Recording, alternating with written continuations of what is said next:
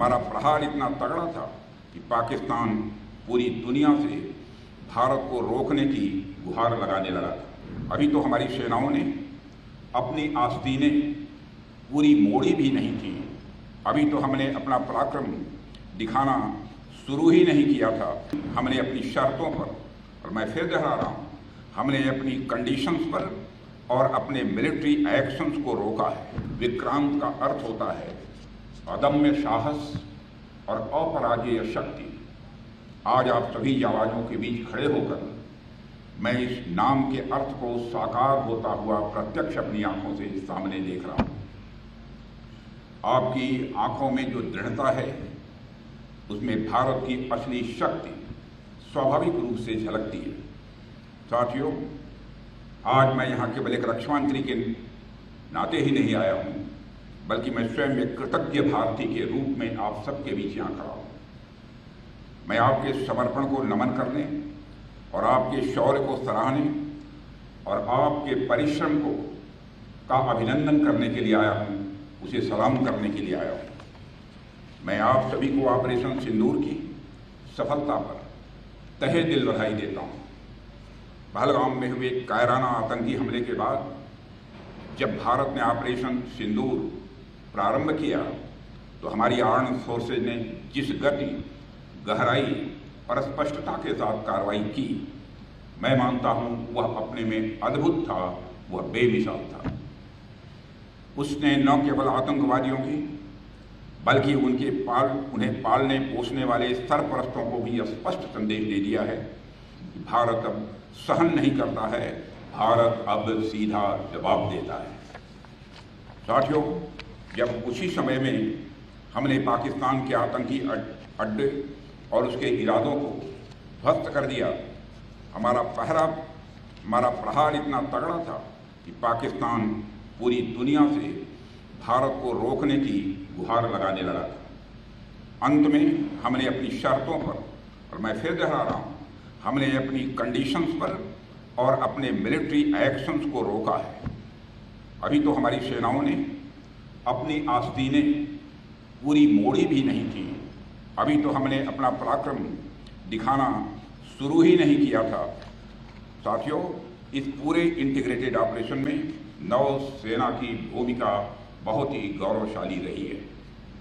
Operation सिंदूर के दौरान जब वायुसेना ने पाकिस्तान की धरती पर आतंकी अड्डों को ध्वस्त किया, तब अरब सागर में आपकी आक्रामक तैनाती, बेजोड़ मैरीटाइम डोमेन अवेयरनेस और समुद्री वर्चस्व ने पाकिस्तानी नेवी को उसके ही तटों के पास सीमित कर दिया। वे खुले समुद्र में आने का साहस तक नहीं जुटा सके। साथियों, समुद्र में तैनात हमारे वेस्टर्न फ्लीट शिप्स ने आतंकवादी हमले के 96 आवर्स के भीतर वेस्टर्न और ईस्टर्न कोस्ट पर सरफेस टू सरफेस और सरफेस टू एयर मिसाइल्स और टारपीडो से कई सफल फायरिंग की, जो हमारी प्लेटफॉर्म, सिस्टम और चालक दल की कम्बैट रेडीनेस को दिखाता है। In long range precision strikes ने दुश्मन के खिलाफ हमारी इंटेंट और रेडीनेस को भी दर्शाया है और दुश्मन इसी से डिफेंसिव पोस्चर में आ गया।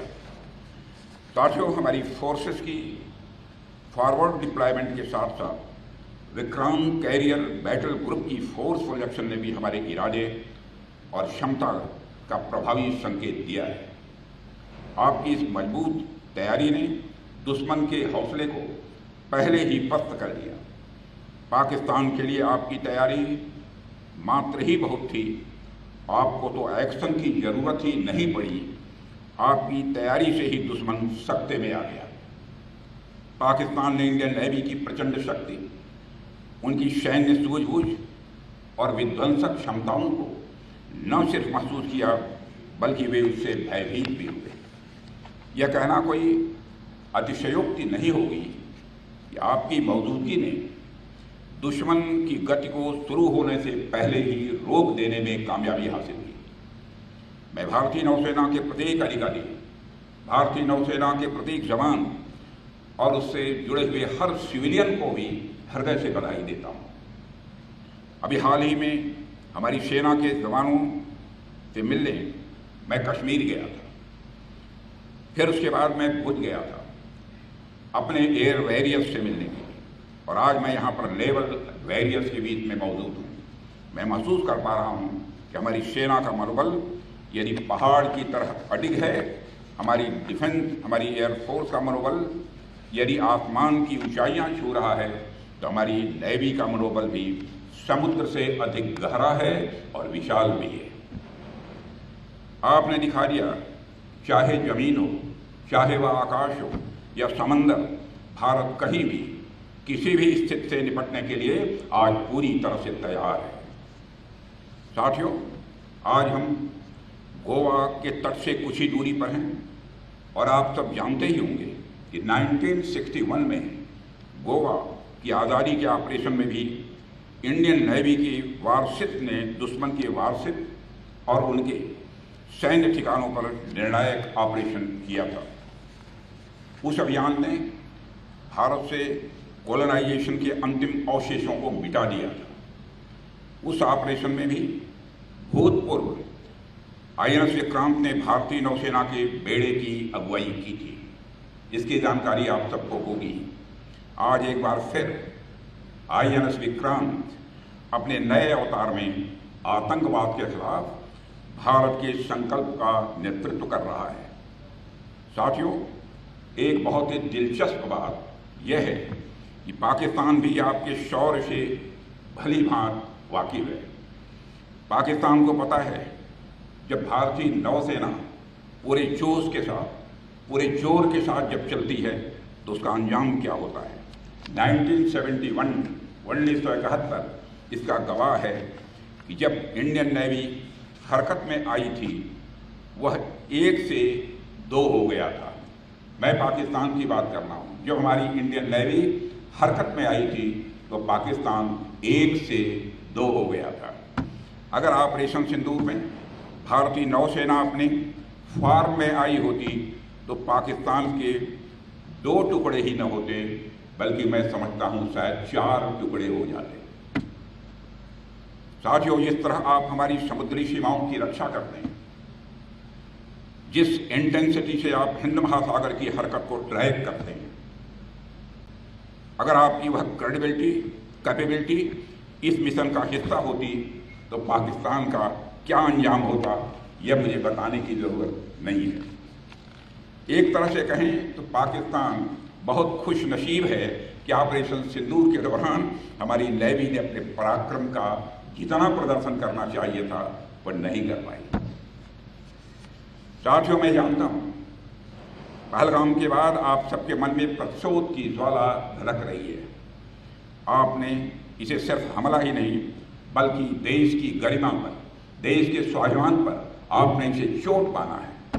आप सबसे मेरा सिर्फ एक ही आग्रह है कि अपनी तैयारी में कोई ढिलाई न आने दें, और मैं जानता हूं आप नहीं आने देंगे। हमारे माननीय प्रधानमंत्री जी ने पहले ही स्पष्ट कर दिया है कि भारत की धरती पर यदि कोई आतंकी हमला हुआ तो उसे हम एक्ट ऑफ वार मानेंगे और उसका बेहद करारा जवाब भी हम देंगे। मैं आप सभी से कहना चाहता हूँ कि आप अपनी तैयारियों में कोई कमी न रखें। अब तक जो हुआ वह तो वार्म अप था। अब तक जो हुआ वह तो वार्म अप था। अगर पाकिस्तान से फिर यदि कोई ज़रूरत की तो इस बार नेवी भी हरकत में आएगी, और फिर भगवान ही जानता है कि पाकिस्तान का क्या होगा। साथियों, ऑपरेशन सिंदूर के दौरान भारतीय नौसेना ने अपनी साइलेंट सर्विस से हर भारतवासी को प्रभावित किया है। खामोश रहकर भी भारतीय सेना ने पाकिस्तानी सेना को बांध कर रखने में कामयाबी हासिल की है। जरा सोचिए, जो खामोश रहकर भी किसी देश की फौज को बोतल में बंद कर सकता है, वह जब बोलेगा तो उसका नज़ारा क्या होगा, इसकी आप कल्पना कर सकते हैं। इस बार तो पाकिस्तान को भारतीय नौसेना की फायर पावर का सामना नहीं करना पड़ा, मगर दुनिया जानती है अगर पाकिस्तान ने इस बार कोई नापाक हरकत की तो हो सकता है कि इस बार ओपनिंग इस बार की ओपनिंग और किसी के द्वारा ना हो, हमारी नेवी के द्वारा होगी।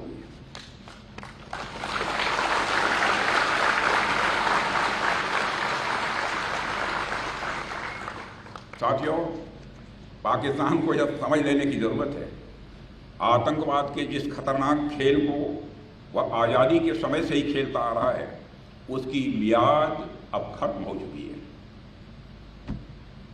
अब जब भी पाकिस्तान भारत के खिलाफ किसी आतंकवादी हरकत को शह देगा, तो न केवल उसका खामियाजा उसे भुगतना पड़ेगा, बल्कि हर बार की तरह उसे हार का भी सामना करना ही पड़ेगा। ऑपरेशन सिंदूर सिर्फ एक मिलिट्री एक्शन नहीं थे, बल्कि आतंकवाद के खिलाफ भारत का एक फ्रंटल असॉल्ट है। हम आतंकवाद के खिलाफ हर उस तरीके का इस्तेमाल करेंगे जो पाकिस्तान सोच सकता है, मगर हम उन तरीकों का भी इस्तेमाल करेंगे जो पाकिस्तान कभी सोच भी नहीं सकता। पाकिस्तान की धरती से भारत विरोधी गतिविधियां खुलेआम चलाई जा रही हैं। भारत आतंकवादियों के खिलाफ सरहद और समंदर के इस पार और उस पार दोनों तरफ हर तरह का ऑपरेशन चलाने के लिए पूरी तरह से स्वतंत्र है। आतंकवाद के खिलाफ अपने नागरिकों की सुरक्षा करने के अधिकार को आज पूरी दुनिया अच्छी तरह से एक्नॉलेज कर रही है। इस काम को करने से आज भारत को दुनिया की कोई ताकत रोक नहीं सकती। पाकिस्तान के हक में यही बात होगी कि वह अपनी जमीन पर चल रही आतंकवाद की नर्सरी को अपने हाथों से उखाड़ देंगे। इसकी शुरुआत उसे हाफिज सईद और मसूद अजहर जैसे आतंकवादियों को भारत के हाथों में सौंपने से करनी चाहिए। यह दोनों न केवल भारत में मोस्ट वांटेड टेररिस्ट की सूची में हैं, बल्कि ये यूनाइटेड नेशंस की डेजिग्नेटेड टेररिस्ट की लिस्ट में भी शामिल हैं। हाफिज सईद मुंबई हमलों का गुनाहगार है, कौन नहीं सच्चाई को जानता है। समुंदर के रास्ते मुंबई में मौत बरसाने का जो गुनाह उसके संगठन ने किया है, बहन भाइयों, उसको आज भी हम भूले नहीं हैं। मेरे देश के बहादुर जवानों, उसका इंसाफ होना चाहिए और मैं मानता हूं कि कभी न कभी उसका इंसाफ होकर रहेगा। यह काम पाकिस्तान में नहीं हो सकता है। मुंबई हमलों के एक आरोपी तहूर राणा को पिछले दिनों भारत लाया गया है। पाकिस्तान की ओर से बार बार बातचीत की पेशकश की जा रही है। कल ही पाकिस्तान के प्रधानमंत्री ने फिर यह बात दोहराई है, मगर भारत ने साफ कह रखा है कि बात होगी तो आतंकवाद पर होगी, बात होगी तो पाक ऑक्युपाइड कश्मीर पर होगी। अगर पाकिस्तान बातचीत को लेकर गंभीर है तो उसे हाफिज सईद और मसूद अजहर जैसे आतंकवादियों को भारत को सुपुर्द करना चाहिए, ताकि उनके साथ भी इंसाफ किया जा सके। उनके साथ का इंसाफ कैसा होना चाहिए यह मुझे बतलाने की जरूरत नहीं है। साथियों, पाकिस्तान इस बात को गांठ बांध कर रखे कि हमारी नेवी अगर एक ओर समुंदर की तरह शांत है, तो दूसरी ओर वह समुंदर की तरह सुनामी लाने की भी क्षमता रखती है। यह है हमारी भारत की नेवी। अभी कल ही मैं नेवी के 2 जाबाज वीरांगनाओं से मिला हूं, लेफ्टिनेंट कमांडर दिलना के और लेफ्टिनेंट कमांडर रूपा के। 8 महीने तक समुद्र में नाविका सागर परिक्रमा करके हमारी वह दोनों बेटियां भारत अपने वतन को वापस लौटी। और जब मैं उनसे मिला था तो उनके चेहरे पर एक सेंस ऑफ कॉन्फिडेंस, एक आत्मविश्वास का भाव स्पष्ट रूप से दिखाई दे रहा था। और उस समय 8 महीने के बाद भी चेहरे पर न कोई शिकन थी, न चेहरे पर कोई थकान थी। वो भले ही 8 महीने तक समुद्र में रही, लेकिन उनके अंदर उत्साह और जोश की कोई कमी मुझे नहीं दिखाई दी। यही आपकी ताकत, यही इंडियन नेवी की ताकत है और आपकी इसी ताकत को पूरे देश को पक्का भरोसा है। मैं ये बात फिर से बेहद दृढ़ता से कहना चाहता हूँ कि ऑपरेशन सिंदूर अभी खत्म नहीं हुआ है। वह सिर्फ एक विराम है, एक कामा है, एक चेतावनी है। अगर पाकिस्तान ने फिर वही गलती की, यानी पाकिस्तान ने फिर वही गलती की, तो भारत का उत्तर और भी कठोर होगा और इस बार उसे संभलने का मौका भी नहीं मिलेगा। मैं इस अवसर पर यह भी कहना चाहूँगा कि इस ऑपरेशन की एक खासियत यह भी थी कि हमारी तीनों आर्म्ड फोर्सेज ने बेहतरीन तालमेल दिखाया है। वेरियस मिनिस्ट्रीज और गवर्नमेंट एजेंसीज के साथ कोऑर्डिनेशन भी बहुत ही सीमलेस रहा है। कुल मिलाकर सभी स्टेक होल्डर्स की एक्टिव पार्टिसिपेशन से ही यह ऑपरेशन सक्सेसफुल हो पाया है। साथियों, आज हम एक ऐसे युग में हैं जहां युद्ध सिर्फ गोलियों और बमों से नहीं लड़े जाते, बल्कि साइबर स्पेस, डाटा डोमिनेंस और स्ट्रेटेजिक डेटरेंस से भी लड़े जाते हैं। और मैं यह गर्व के साथ कह सकता हूं कि हमारी नेवी इन सभी क्षेत्रों में मजबूती के साथ अपने कदम आगे बढ़ा रही है। साथियों, इंडियन नेवी आज सिर्फ हिंद महासागर की प्रहरी नहीं है, बल्कि एक रणनीतिक ताकत बन चुकी है, स्ट्रेटेजिक पावर बन चुकी है, जो इंडियन ओशन रीजन में भारत की उपस्थिति को सशक्त बनाती है और शत्रु को यह चेतावनी देती है। भारत अब केवल रीजनल पावर नहीं है, भारत अब केवल क्षेत्रीय शक्ति नहीं है, बल्कि वैश्विक शक्ति बनने की दिशा में तेजी के साथ भारत अग्रसर हो रहा है, हमारे प्रधानमंत्री मोदी जी के नेतृत्व में। साथियों, INS विक्रांत की मौजूदगी, उसकी मारक क्षमता और आप जैसे रणबांकुरों की अडिग निष्ठा, यह सब मिलकर भारत को एक ऐसे मुकाम पर ले जा रहे हैं जहां से कोई भी चुनौती हमारे सामने छोटी नजर आ रही है। साथियों, आपका जीवन अनुशासन, समर्पण और इस दोनों के साथ साथ बलिदान की भी मिसाल है। जब देश चैन की नींद सोता है, तब आप समुद्र के सीने पर तैनात रहते हैं। आप न दिन देखते हैं, न रात देखते हैं, न मौसम देखते हैं, न आप परिस्थिति देखते हैं। भारत को आप सबके ऊपर गर्व है और आप मुझे पूरा भरोसा है, चाहे हालात कैसे भी हों, आप हर समय उस चुनौती के लिए तैयार रहेंगे। ठीक उसी तरह मैं आपको आश्वस्त करता हूं, प्रधानमंत्री जी के कुशल मार्गदर्शन में हमारी सरकार भी आप सभी को मजबूत बनाने और आपके वेलफेयर के लिए हमेशा तैयार थी, तैयार है और तैयार रहेगी। मेरी हार्दिक शुभकामनाएं आप सभी के साथ हैं और आपके सभी परिवार सदस्यों के साथ हैं। इन्हीं शब्दों के साथ मैं अपना निवेदन समाप्त करता हूं।